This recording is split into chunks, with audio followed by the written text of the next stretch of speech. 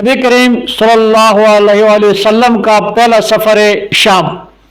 نبی کریم صلی اللہ علیہ وسلم کی عمر 12 سال کی تھی کہ ابو طالب ایک تجارتی قافلے کے ہمراہ کچھ مال تجارت لے کر شام کی طرف جانے لگے اور آپ صلی اللہ علیہ وسلم کو مکہ ہی میں چھوڑنا چاہا۔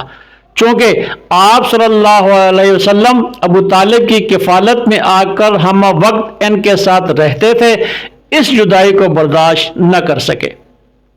ابو طالب نے بھتیجے کی دل شکنی گوارا نہ کی اور آپ صلی اللہ علیہ وسلم کو بھی اپنے ہمراہ ملک شام کی طرف لے گئے۔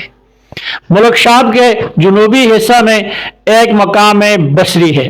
جب قافلہ وہاں پہنچا تو ایک عیسائی راہب نے جو وہاں رہتا تھا اور جس کا نام بحیرہ تھا، آپ صلی اللہ علیہ وسلم کو دیکھا اور پہچان لیا کہ یہی نبی آخر الزمان ہے۔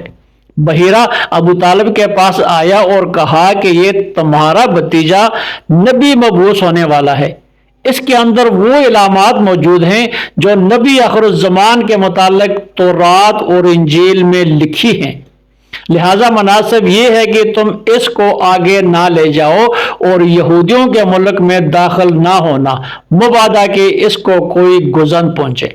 ابو طالب نے بحیرہ راہب کی یہ باتیں سن کر اپنا مال جلدی جلدی وہی فروخت کر دیا اور آپ صلی اللہ علیہ وسلم کو لے کر مکہ مکرمہ کی طرف واپس چلے آئے۔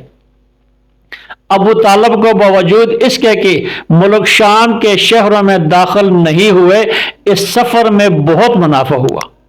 ایک روایت میں یہ بھی مذکور ہے کہ ابو طالب نے بحیرہ راہب کی باتیں سن کر آپ صلی اللہ علیہ وسلم کو وہیں سے مکہ کی طرف واپس بھجوا دیا اور خود قافلے کے ہمراہ آگے چل گئے۔